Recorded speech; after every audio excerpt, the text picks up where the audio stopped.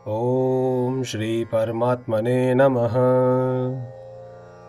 श्लोक 34-35। जिनके लिए हम राज्य भोग और सुख चाहते हैं वे लोग कौन हैं, इसका वर्णन अर्जुन आगे के 2 श्लोकों में करते हैं। आचार्याः पितरः पुत्रास्तथैव च पितामहाः मातुलाः श्वशुराः पौत्राः श्यालाः सम्बन्धिनस्तथा। एतान् हन्तुमिच्छामि घ्नतोऽपि मधुसूदन अपि त्रैलोक्यराज्यस्य हेतोः किं नु मही कृते। व्याख्या। भगवान आगे 16वें अध्याय के 21वें श्लोक में कहेंगे कि काम, क्रोध, लोभ ये तीनों ही नरक के द्वार हैं। वास्तव में एक काम के ही ये 3 रूप हैं। ये तीनों सांसारिक वस्तुओं, व्यक्तियों आदि को महत्व देने से पैदा होते हैं। काम अर्थात कामना की 2 तरह की क्रियाएं होती हैं, इष्ट की प्राप्ति और अनिष्ट की निवृत्ति। इनमें से इष्ट की प्राप्ति भी 2 तरह की होती है, संग्रह करना और सुख भोगना। संग्रह की इच्छा का नाम लोभ है और सुख भोग की इच्छा का नाम काम है। अनिष्ट की निवृत्ति में बाधा पड़ने पर क्रोध आता है, अर्थात भोगों की संग्रह की प्राप्ति में बाधा देने वालों पर अथवा हमारा अनिष्ट करने वालों पर, हमारे शरीर का नाश करने वालों पर क्रोध आता है, जिससे अनिष्ट करने वालों का नाश करने की क्रिया होती है। इससे सिद्ध हुआ कि युद्ध में मनुष्य की 2 तरह से ही प्रवृत्ति होती है, अनिष्ट की निवृत्ति के लिए अर्थात अपने क्रोध को सफल बनाने के लिए, और इष्ट की प्राप्ति के लिए अर्थात लोभ की पूर्ति के लिए। परंतु अर्जुन यहाँ इन दोनों ही बातों का निषेध कर रहे हैं। आचार्याः पितरः किं नु मही कृते।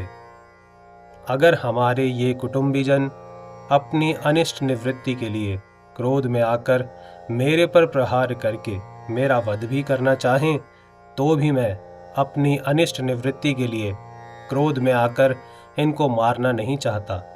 अगर ये अपनी इष्ट प्राप्ति के लिए राज्य के लोभ में आकर मेरे को मारना चाहें, तो भी मैं अपनी इष्ट प्राप्ति के लिए लोभ में आकर इनको मारना नहीं चाहता।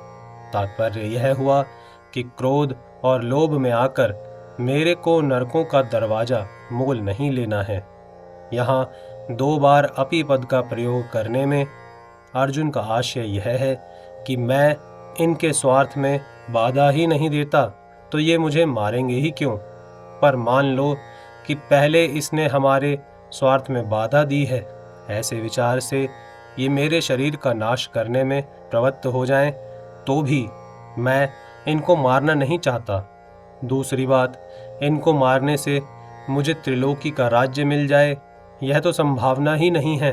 पर मान लो कि इनको मारने से मुझे त्रिलोकी का राज्य मिलता हो, तो भी अपि त्रैलोक्य राज्यस्य हेतोः मैं इनको मारना नहीं चाहता। मधुसूदन संबोधन का तात्पर्य है कि आप तो दैत्यों को मारने वाले हैं, पर ये द्रोण आदि आचार्य और भीष्म आदि पितामह दैत्य थोड़ी ही हैं जिससे मैं इनको मारने की इच्छा करूं। ये तो हमारे अत्यंत नजदीक के खास संबंधी हैं। आचार्याः, इन कुटुंबियों में जिन द्रोणाचार्य आदि से हमारा विद्या का हित का संबंध है, ऐसे पूज्य आचार्यों की मेरे को सेवा करनी चाहिए कि उनके साथ लड़ाई करनी चाहिए। आचार्य के चरणों में तो अपने आप को, अपने प्राणों को भी समर्पित कर देना चाहिए। यही हमारे लिए उचित है। पितरः, शरीर के संबंध को लेकर जो पिता लोग हैं, उनका ही तो रूप यह हमारा शरीर है। शरीर से उनके स्वरूप होकर हम क्रोध या लोभ में आकर अपने उन पिताओं को कैसे मारें। पुत्राः, हमारे और हमारे भाइयों के जो पुत्र हैं, वे तो सर्वथा पालन करने योग्य हैं। वे हमारे विपरीत कोई भी क्रिया कर बैठें, तो भी उनका पालन करना ही हमारा धर्म है।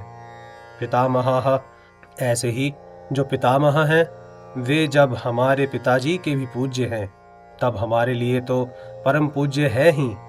वे हमारी ताड़ना कर सकते हैं, हमें मार भी सकते हैं, पर हमारी तो ऐसी ही चेष्टा होनी चाहिए जिससे उनको किसी तरह का दुख ना हो, कष्ट ना हो, प्रत्युत उनको सुख हो, आराम हो, उनकी सेवा हो।